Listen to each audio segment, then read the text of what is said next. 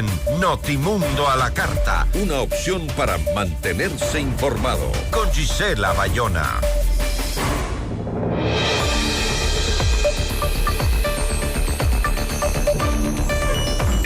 El gobierno del presidente Daniel Noboa ha remitido a la Asamblea Nacional con carácter de urgente en materia económica el proyecto de ley de integridad pública. La propuesta busca reestructurar el aparato estatal, eliminar entidades consideradas innecesarias, fortalecer la meritocracia y combatir la corrupción. En medio del debate legislativo vamos a conversar con el asambleísta Otto Vera, del Partido Social Cristiano. Nuestra entrevista de hoy en Notimundo a la Carta. Está con nosotros Otto Vera, asambleísta del Partido Social Cristiano. Asambleísta, qué gusto, gracias por estar con nosotros. Muy buenas tardes, Gisela, gracias a toda tu audiencia.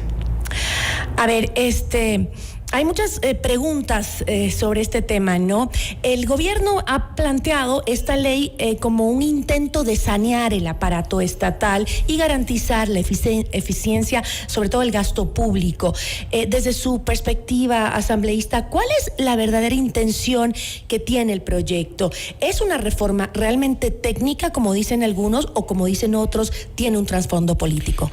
A ver, la ley de integridad pública originalmente, y eso sí lo tiene que saber la ciudadanía, vino con el objetivo general, y ese era el objetivo de la unidad de materia también, mejorar la eficiencia en la gestión de las compras públicas y el servicio público.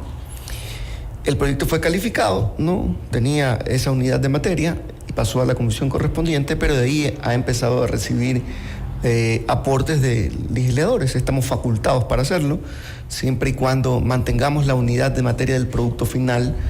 El proyecto pues puede pasar a la siguiente fase, que es el debate final, luego pasar al Ejecutivo y pasar los filtros que tiene que ver. ¿Y esas propuestas no mantienen la unidad de la materia? En principio tenemos que ser sinceros, por eso es que se le cambió el nombre. Ya no es el proyecto de ley que mejora la gestión de las compras públicas, sino que ahora, por los aportes que empezó a recibir, el proyecto cambió de nombre y prácticamente es un proyecto más robusto y desde luego abarcó mucho más. Y ahora es un proyecto de integridad pública. ¿Y por qué se le puso el nombre de Ley Orgánica de Integridad Pública? Pues la integridad pública justamente tiene que ver con la modificación, el establecimiento de nuevas normas para que el funcionario público dé un servicio de calidad y para que haya credibilidad en el aparataje estatal. Y que no exista tampoco el despilfarro en el sector estatal. Para que haya ahorro, eficiencia en las compras públicas, pero también para que haya seriedad en el manejo de la cosa pública y asimismo pues esa integridad tiene que ver con el hecho de que esos funcionarios mañana más tarde no estén involucrados en actos dolosos. Entonces, desde luego que para poder lograr aquello, ¿no? Tiene que mejorarse no solamente la ley de contratación pública, sino que además aquello tienes que mejorar la ley de servicio público para estandarizar los mecanismos sobre los cuales tiene que monitorearse y hacerse una revisión continua del personal que trabaja para los ecuatorianos. En el servicio público me refiero a todas las instituciones públicas del Ecuador, pero también tiene que haber una seriedad y en respecto del manejo del tema penal. Porque si mañana un funcionario o mañana alguien que está vinculado a alguna acción de algún funcionario público comete algún tipo de delito, entonces tienes que hacer también reformas penales.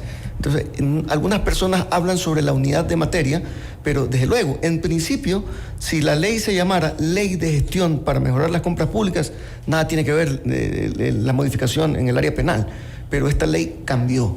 Y hemos tratado de cuidar que ese marco de unidad de materia se mantenga en función del nombre que ahora tiene y las que siga siendo un paraguas para... Exactamente. Así que yo, por lo menos en ese sentido, no creo que vayamos a tener problemas. Además de que estamos aprovechando realmente para mejorar el aparataje público y sobre todo algo que está a los ecuatorianos nos tiene en zozobras, como es el tema de la inseguridad, ¿no? Ya hemos visto no solamente aquí a diario grados, hechos palpables, han asesinado no solamente a personas naturales, gentes en los barrios, familias enteras, han matado autoridades, fiscales, jueces. Y en muchas ocasiones los han hecho quienes son más sensibles, quienes son fácil de atraer al sistema criminal, producto de que han sido inimputables a lo largo de los años, desde que ha sido creada la ley que protege a los niños. ¿Ese cree usted que es el punto más importante? Mire, Porque hay varios, ¿no? No. Desde luego que en cuanto a compras públicas hay una mejora infinita. Y en cuanto al rediseño institucional. También, es decir, hay reorganización estatal justamente enfocada a mejorar y a controlar la eficiencia del gasto público. De hecho... y la eficiencia del servicio se fortalecen sistemas como el de la UAFE, como el SRI, mejores controles para que ellos, con la logística que ahora tienen, puedan enfrentar de mejor manera el crimen organizado y los actos dolosos de algún funcionario. Y también entiendo que en ese rediseño institucional existe la propuesta de eliminar algunas instituciones que tal vez no funcionan con toda la eficiencia. ¿Sabemos cuáles de estas podrían ser? No solo instituciones, ahí es el Ejecutivo, en cuanto a funciones del Estado se refiere, el Ejecutivo tendrá que hacer una evaluación y tendrá que hacer una reestructuración. Pero hay sí lineamientos de carácter general, como por ejemplo que un porcentaje de personas que son parte del aparataje de esa institución pública sean, por ejemplo, ocasionales. En la actualidad hay mucho despilfarro en aquello.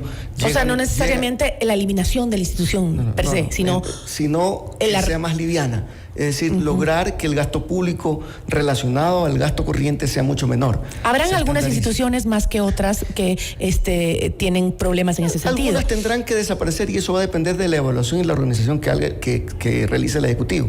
Pero ¿cómo evitar que esta reestructuración no signifique un retroceso en materia de derechos? No, es que estamos hablando del tipo de servicios que se va a prestar y para prestar un servicio, en muchas ocasiones lo que sí hemos visto en el sector público es que en vez de tener 3 personas, con lo cual puede ser eficiente, tienes 20, 30 o 40 porque tienes que cumplir cuotas políticas. Entonces allá va enfocado un poquito el mejoramiento de la norma, sobre todo en el campo del servicio público. Eso por un lado, ¿no? En cuanto a materia de integridad pública. La otra parte que es el mejoramiento y las reformas penales que se están realizando, que muchas personas, primero por la unidad de materia, que eso ya lo he comentado al principio de nuestra intervención, el cambio de nombre y el hecho de que se traten algunos temas guarda la unidad de materia, pero sobre todo y principalmente por el hecho de que queremos frenar de una u otra manera las actividades criminales que tienen por objetivo utilizar al niño, al adolescente, que están amparados en la inimputabilidad que garantiza el Código de la Niñez y también el Código Orgánico Integral Penal. No se está violentando, yo sé que hay muchas personas y respeto el criterio de aquellas personas que dicen que debemos asirnos a los tratados internacionales, a la Convención de los Derechos del Niño. Los derechos del niño, la Convención, que son tratados internacionales a los que debemos enfocarnos, no dice que el niño debe ser inimputable. Eso no lo dice. Eso lo dice nuestra codificación, nuestra ley.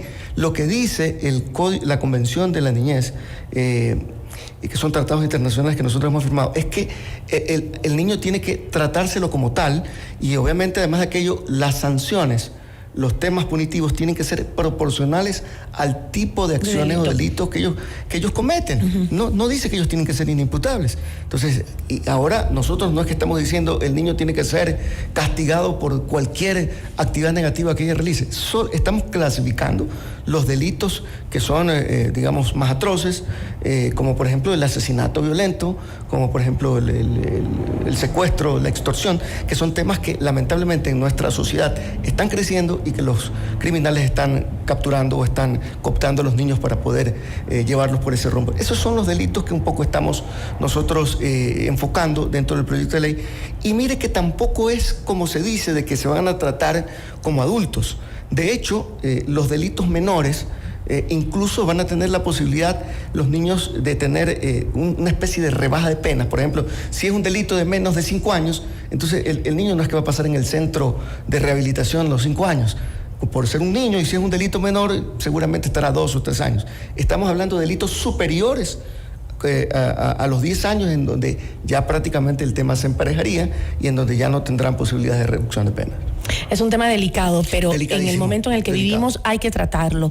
Pero volviendo a los otros temas que también se plantean en el tema de los cambios institucionales que se están haciendo, sobre todo en el tema principal que como usted decía fue la materia principal, ¿no? Que era el tema de compras públicas, que ahí hemos tenido un gran ingreso del tema, una filtración de la corrupción de una manera enorme. y este es uno de los pilares del proyecto, ¿no? La implementación de un nuevo sistema nacional de integridad pública que incluye medidas para mejorar justamente lo que decíamos, la transparencia en los procesos de contratación estatal. ¿Qué garantías se ofrece por parte de la ley para evitar, si es que estamos intentando esta transparencia, que no se generen cuellos de botella administrativos, pero que tampoco a la vez, porque ese es el reto, abran la puerta a la corrupción? Se están eliminando esos cuellos de botella y vamos, la gente que un poco entiende de compras públicas, voy a dar un par de ejemplos para que podamos nosotros estar claros en cuáles van a ser las modificaciones. Anteriormente, la compra pública, sobre todo los procesos de mayor cuantía, estamos hablando de licitaciones, cotizaciones que eran procesos de arriba de los $700,000 o arriba del $1,000,000, estos procesos podían ser direccionados porque dentro de la misma contratación pública lo que privaba en muchas ocasiones eran ciertos parámetros que se establecían en los pliegos de referencia y que con eso tú adaptabas ese pliego de referencia a quien tú querías direccionar. Eso lamentablemente era lo que está ocurriendo. En esta ocasión, un poco cambia el sistema de contratación para estos niveles, como por ejemplo la contratación de gran cuantía, estamos hablando de las licitaciones. Se hace un checklist para aprobar, para verificar que todos cumplen y no se tienen que poner parámetros tan complicados, sino parámetros técnicos que el que cumple, cumple y el que no cumple, no cumple, ¿no? Y finalmente se vuelve la compra pública en una puja para verificar el precio. Es decir, si usted propone un precio mucho mejor, con mayores ventajas para la empresa, entonces usted va a ser favorecido, siempre y cuando... Pero todos tienen que cumplir con los mismos requisitos. Efectivamente. Entonces, digamos, ya no hay esa discrecionalidad de que antes tenías que meter en el mismo saco, podía ser que ganara alguien que tiene el precio más alto, pero tú decías, no, es que no, esta máquina no la tenía, y como esta máquina no era nueva, entonces pierdes, y te eliminaban. Entonces, era una forma de direccionar. Y se eliminan también algún tipo de contrataciones intermedias. En la actualidad solo va a haber, si es que se aprueba el proyecto de ley, la menor cuantía, pero la menor cuantía ya no va a ser como la ínfima cuantía en la actualidad, que era $7,000, en donde en la actualidad tú tenías que hacer un sinnúmero de procesos engorrosos para poder hacer una contratación de $7,000. Finalmente igual la direccionabas, pero lo que usted decía era un cuello de botella, llenarse de papeles, llenarse de días, perdían semanas, las instituciones públicas se vuelven ineficientes porque para hacer una adquisición menor igual tenían que hacer un proceso poco y más como que era un proceso de contratación de mucha mayor cuantía, pero sin embargo con muchas posibilidades de direccionamiento. Entonces en la actualidad se elimina esa ínfima cuantía y se pone una menor cuantía superior a los, por ejemplo, $70,000, que es una cantidad razonable para que exista una nueva puja por la cual la gente pueda solicitar. Entonces, digamos que un poco se democratiza el proceso de contratación pública y se hace mucho más complicado el hecho de que alguien pueda querer direccionar. Va a tener mucho mayor control o capacidad de control el Sistema Nacional de Contratación Pública, que va a tener cruces de información con el SRI y con la UAFA incluso. Ahora, la ley también busca establecer un sistema de ingreso, permanencia y promoción en el sector público basado en la meritocracia, evaluaciones y cumplimientos de metas, ¿no? Ahora, ¿considera usted, asambleísta, que en Ecuador sí es posible implementar un modelo de empleo público meritocrático sin que interfiera este clientelismo político al que estamos acostumbrados, sobre todo en años que son preelectorales, ¿no? Mire, yo que he sido funcionario público, le puedo comentar, no lo hice, pero sí lo viví en muchas ocasiones. Cuando alguien administra algún municipio o una prefectura, y me tocó a mí, cuando tú llegas a la administración ocurre que todo el mundo ha querido intentar iniciar procesos de estabilización de funcionarios, pero lo hacen de forma política. No porque realmente hubo un mérito, porque realmente hubo un concurso público para verificar si ese cargo de contador, si ese cargo de director financiero, ese cargo de administrativo, realmente la persona ha tenido o no las competencias. Se lo hace por política.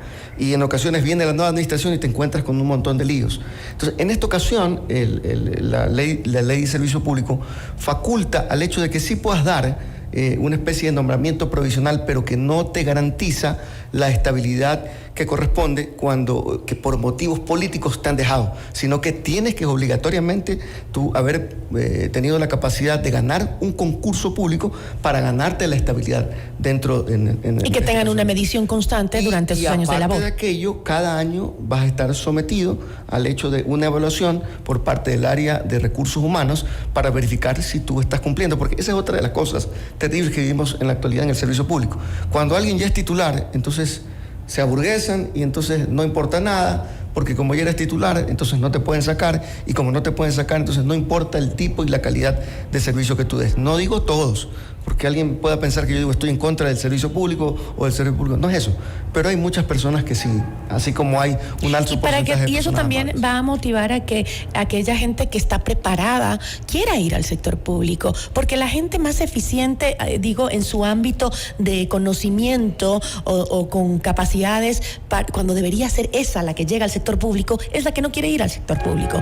Si no quiere ir a una empresa privada, una multinacional, porque sabe que no quiere tener los líos en el sector público. Ese es creo que la forma de blindar también que tengamos a los mejores funcionarios. Bueno, sí, motivar no solamente el que la gente vea atractivo el sector público para trabajar, sino que además de que exista competitividad. Exacto. Es decir, en la actualidad, lamentablemente, lo que ha existido a lo largo de los años, y por eso vemos muchas instituciones que no dan servicios de calidad, es porque tú te quedaste ahí porque eras amigo o pariente o apoyaste y también que viene la nueva administración y borra y va de nuevo, saca todo. Que no está mal, de que mañana tú eres amigo, apoyes una campaña política, sí, pero tienes que cumplir el perfil y luego de eso tienes que competir. Claro, porque tú también necesitas a tu gente de confianza trabajando contigo. Eso es entendible, ¿no? Pero obviamente que cumpla con los requisitos. Ahora, tengo que cerrar, pero me gustaría, entiendo que esta ley que fue enviada con carácter de urgente en materia económica, es para reducir los tiempos para su debate en la Asamblea, pero también hay otras reformas estructurales como la Ley de Solidaridad Nacional y el posible retorno de las bases extranjeras al país. ¿Cree que es un riesgo este aparente nivel de saturación legislativa que existe y que no se dé realmente un debate técnico en las leyes con tanto trabajo que tienen ahora? Mire, yo pienso que debe aprovecharse la coyuntura. Y en estos momentos, y por lo menos así lo he notado, cuando uno recién inicia un periodo no político, sino un periodo administrativo, las cosas en ocasiones se vuelven mucho más sencillas. Y quiero remontarme a la primera parte del periodo anterior, legislativo anterior, que yo también formé parte, en donde hubo lo que yo he llamado luna de miel, en el que, bueno, todo el mundo quiere trabajar por el país, no hay intereses políticos porque no hay elecciones. Y como no hay elecciones, entonces todo el mundo se despoja de su línea, más que línea partidista, sino de su camiseta electoral y quiere trabajar por el Ecuador. Y yo creo que tenemos que aprovechar esa coyuntura. A mí me parece bien que si el presidente tiene un plan de trabajo y ese plan de trabajo está, en ocasiones está bloqueado porque hay reformas en materia legal que tienen que llevarse a cabo y tiene hoy la oportunidad de tener una coyuntura en la Asamblea para que esos proyectos de ley vayan saliendo rápido, apoyar, para que, digamos, en unos 6 meses no haya pretextos para decir esto no se puede porque la ley lo impidió o porque la Asamblea lo impidió. Yo creo que es el mejor camino para iniciar. Es decir, ustedes no han puesto ningún condicionamiento como Partido Social Cristiano para apoyar esos proyectos. Ciertos temas, nada más, como por ejemplo en la ley de inteligencia, en donde nosotros... Yo en particular estaba de acuerdo que se apruebe, había el temor de que se entregue la información de la reserva de las personas sin una orden judicial. Yo decía que no, porque la Constitución no impide, más sin embargo nos abstuvimos, queríamos nosotros votar en bloques. Y hoy, por ejemplo, que está cerca de aprobarse las reformas al Código Electoral, en donde, por ejemplo, nosotros no estamos de acuerdo puntualmente en el tema del método de asignación de escaños, que se lo quiere cambiar del método de Webster por el método de Hunt. Es decir, son temas puntuales. Nosotros, aunque en ocasiones nos hemos decidido abstenernos en alguna votación, no ha sido porque estamos en desacuerdo con la ley, sino porque hemos pedido, ¿sabe qué? Estamos de acuerdo con el 99% de la ley, pero este artículo, por favor, votémoslo aparte para ver si recibe el respaldo. Entonces, nosotros estamos siempre con la predisposición de que el gobierno avance, porque si el gobierno avance significa que va a haber mayor tranquilidad y estabilidad en el Ojalá país. Que se mantenga esa posición. Ojalá. Yo le agradezco mucho, asambleísta. Muchas gracias, Gisela. Nos acompañó Otto Vera, asambleísta por el Partido Social Cristiano. Regresamos en instantes con Gisela Vallejo.